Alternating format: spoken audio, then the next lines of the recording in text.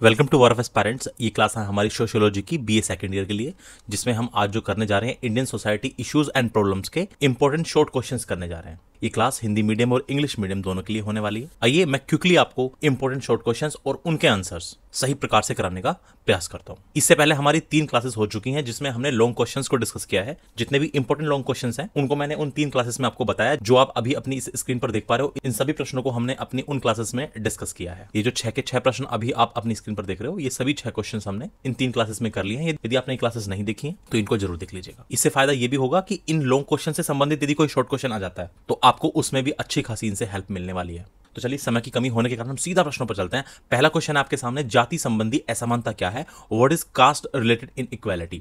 तो आंसर होगा, जब किसी समाज के सदस्य दूसरों की तुलना में अधिक या कम लाभ वाली स्थितियों में होते हैं तो इस सामाजिक दशा को असमानता कहा जाता है। जब समाज के किन्हीं सदस्यों को तो अधिक लाभ मिलता है और किन्हीं सदस्यों को कम लाभ मिलता है।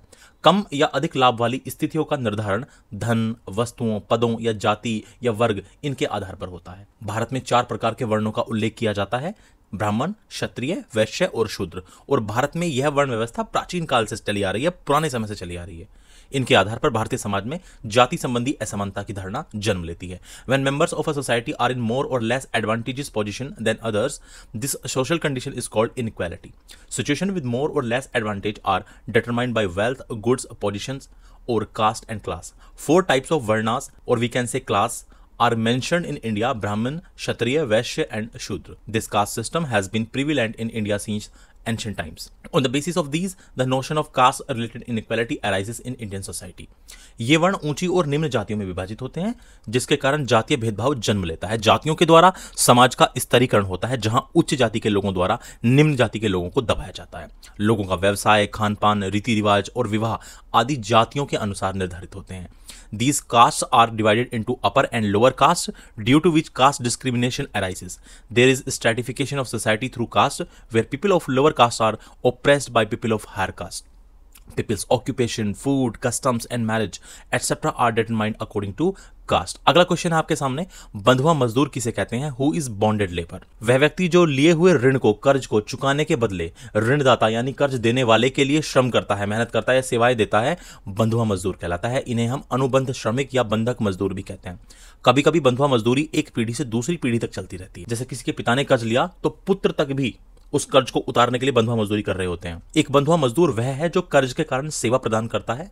एक व्यक्ति बंधुआ मजदूर तब बनता है जब वह ऋण के पुनर्भुगतान के साधन के रूप में उसके श्रम की मांग की जाती है। कोई व्यक्ति तब बंधुआ मजदूर बन जाता है जब उसको ऋण को चुकाना होता है और उसके पास ऋण चुकाने के लिए पर्याप्त धन नहीं होता, तो तब उससे काम कराया जाता है और फिर व्यक्ति को बहुत कम या बिना वेतन पर काम करने के लिए धोखा दिया जाता है या उसको फंसा दिया जाता है। ए पर्सन हु लेबर्स और provide services for a lender in exchange for repaying the loan taken is called bonded labour. They are also called contract workers. Sometimes bonded labor continues from one generation to the next. A bonded laborer is someone who provides services due to debt. A person becomes a bonded laborer when his or her labor is demanded as a means of repayment of a debt and the person is then tricked or trapped into working for little or no pay. अगला question है, अंतरपीढ़ी संघर्ष को दूर करने के कोई 2 उपाय लिखिए। Give any 2 measures to remove intergeneration conflict. देखिए, संघर्ष जीवन का सार्वभौमिक तथ्य है। संघर्ष के बहुत से रूप होते हैं, जिनमें से एक अंतरपीढ़ी संघर्ष है। अंतरपीढ़ी संघर्ष का मतलब होता है पुरानी और नई पीढ़ी के बीच में संघर्ष। जैसे उदाहरण के लिए, आज के युवा अपने हिसाब से आगे बढ़ना चाहते हैं, अपने लिए स्वयं निर्णय लेना चाहते हैं। पुरानी पीढ़ी के लोग अपनी ही जाति में विवाह करते थे और उनका विवाह उनके माता पिता और रिश्तेदारों द्वारा तय होता था। किंतु नई पीढ़ी के युवक जाति पाति बंधनों की चिंता न करते हुए अपनी मनचाही युवती से विवाह करना चाहते हैं और पुरानी पीढ़ी के लोग इसमें बाधक बनते हैं। तो फिर उन दोनों के बीच में संघर्ष होता है। यही है पुरानी और नई पीढ़ी के बीच का संघर्ष। Struggle is a universal fact of life. There are many forms of conflict, one of which is intergeneration conflict. Intergeneration conflict means conflict between the old and new generations. For example, today's youth want to move forward on their own terms, want to take decisions by own. People of the older generation married within their own caste and their marriages were arranged by their parents and relatives. But the youth of new generation want to marry the girl of their choice without worrying about caste restrictions. People of older generation become obstacle in this. अब प्रश्न पूछे गए हैं, अंतरपीढ़ी संघर्ष को दूर करने के कोई 2 उपाय। जब नई और पुरानी पीढ़ी एक साथ समानांतर रूप से चल रही है तो दोनों में सामंजस्य, एकता, परस्पर सहयोग, स्नेह और सौहार्द का वातावरण होना आवश्यक है। इसके लिए दोनों पक्षों को अपने अपने दृष्टिकोण में थोड़ा बहुत परिवर्तन करना ही पड़ेगा। पुरानी पीढ़ी को समय के अनुसार अपने आप को ढालना होगा और नई पीढ़ी को एक सीमा तक उनकी इच्छा के अनुसार रहन सहन अपनाने की छूट भी देनी होगी। When the new and old generations are living together in parallel, then it is necessary to have an atmosphere of harmony, unity, mutual cooperation, affection, and harmony between the two.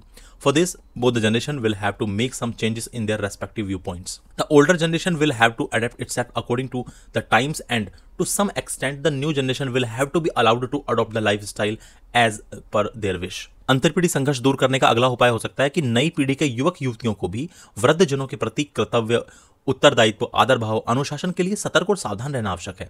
अपने थोड़े बहुत शाब्दिक ज्ञान और दिमागी विकास के बल पर झूठा गर्व करके वृद्धजनों के लंबे अनुभव और व्यवहारिक जीवन, उनके उस प्रैक्टिकल जीवन की ठोस शिक्षा के प्रति उपेक्षा नहीं बरतनी चाहिए। नई पीढ़ी उनके अनुभव और व्यवहारिक ज्ञान का प्रश्रय लेकर जीवन में अधिक उन्नत हो सकते हैं, ज्यादा तरक्की कर सकते हैं। संघर्ष का सरल समाधान है समन्वय।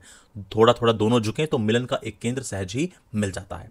It is necessary for the young man and women of the new generation to be alert and cautious about their duty, responsibility, respect, and discipline towards the elders. One should not be falsely proud of one's limited verbal knowledge and mental development, and should not ignore the long experience of elders and the solid lesson of practical life. The new generation can become more advanced in life by taking support of their experience and practical knowledge. The simple solution to this conflict is coordination. If both keep a humble attitude, then a center of union is easily found. अगला question होगा, मानव अधिकार को परिभाषित कीजिए। Define human rights. प्रकृति के द्वारा मनुष्य को विभिन्न प्रकार की शक्तियां प्रदान की गई हैं, लेकिन इन शक्तियों का स्वयं अपने और समाज के हित में उचित रूप से प्रयोग करने के लिए कुछ बाहरी सुविधाओं की भी जरूरत होती है, और राज्य या देश यह सुविधा प्रदान करता है। अर्थात राज्य या देश के द्वारा व्यक्ति को प्रदान की जाने वाली इन बाहरी सुविधाओं का नाम ही अधिकार है। और मानव अधिकार वे अधिकार हैं जो हमारी प्रकृति, जो नेचर या हमारे स्वभाव में निहित हैं। इनके बिना हम मानव के रूप में अपना जीवन व्यतीत नहीं कर सकते। मानवाधिकार और मौलिक स्वतंत्रताएं हमको पूरी तरह से विकसित होने के लिए अवसर प्रदान करती हैं, और ये मानवता पर आधारित होती है, ह्यूमैनिटी पर आधारित होती हैं। जैक्स के शब्दों में, मानवीय पूर्णता ही मानवता का लक्ष्य होना चाहिए। जैसे यंत्रवाद यंत्रों की निपुणता को लक्ष्य बनाता है, उसी प्रकार व्यक्ति की कुशलता ही मानवाधिकार का लक्ष्य होता है। Various types of powers have been provided to man by nature, but to use these powers properly in the interest of oneself and the society, some external facilities are needed. The state or country provides this facility. That is, the name of these external facilities provided to the individual by the state or country is rights. And human rights are those rights which are inherent in our nature. Without these, we cannot live our life as humans.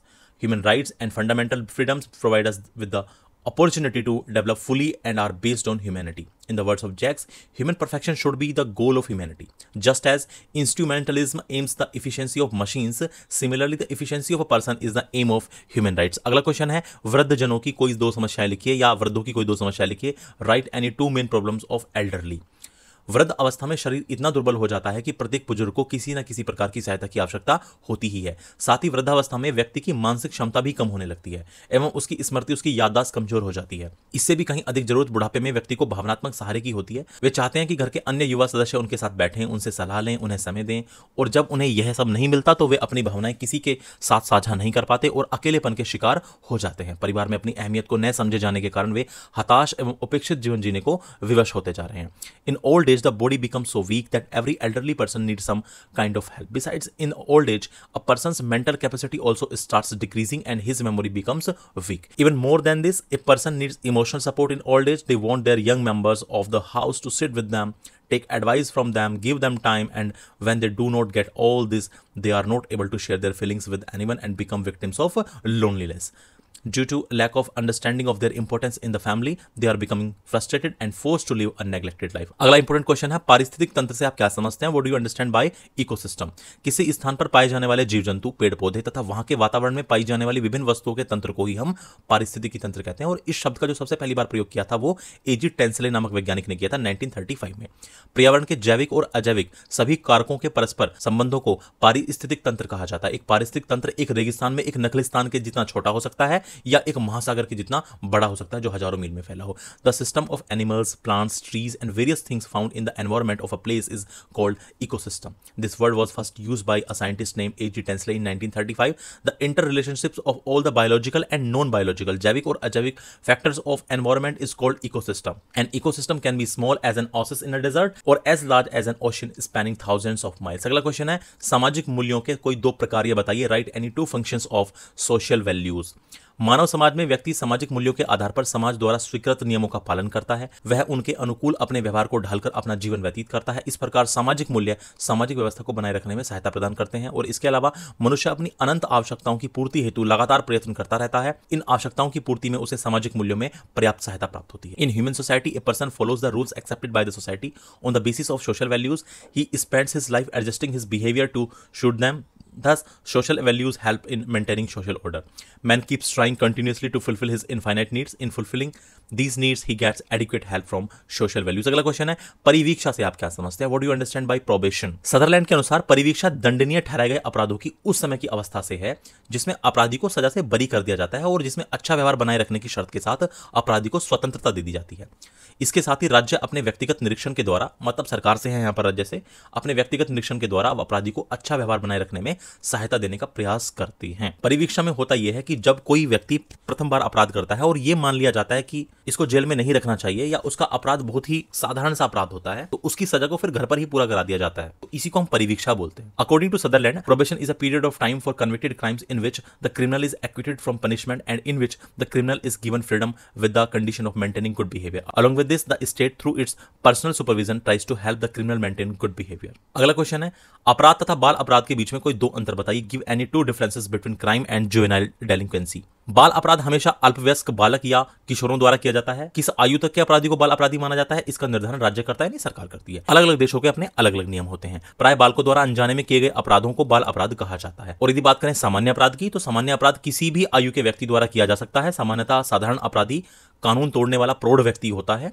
एक adult person होता है, और साधारण अपराधी व्यक्ति के अपराध के पीछे एक सुनिश्चित उद्देश्य और कार्य योजना होती है और ये जानबूझकर किया जाता है। Juvenile delinquent is always committed by minors or childrens or teenagers. The state decides the age up to which an offender is considered a juvenile डेलिंक्वेंट।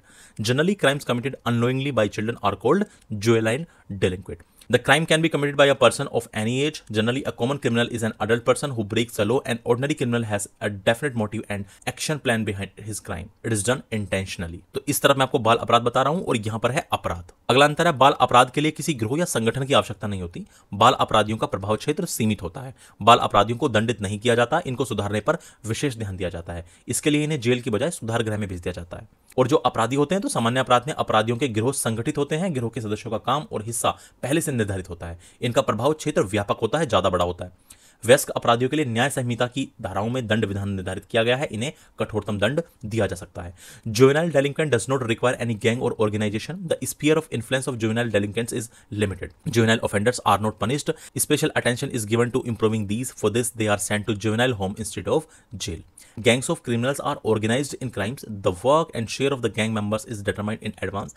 Their area of influence is wide. Penalties for adult criminals are prescribed in sections of the Judicial Code. They can be given harshest punishment. अगला question है, निम्नलिखित पुस्तकों के लेखकों के नाम लिखिए। Write the name of authors of the following books. White collar crime यानी श्वेतवसन अपराध और द सुसाइड यानी आत्महत्या।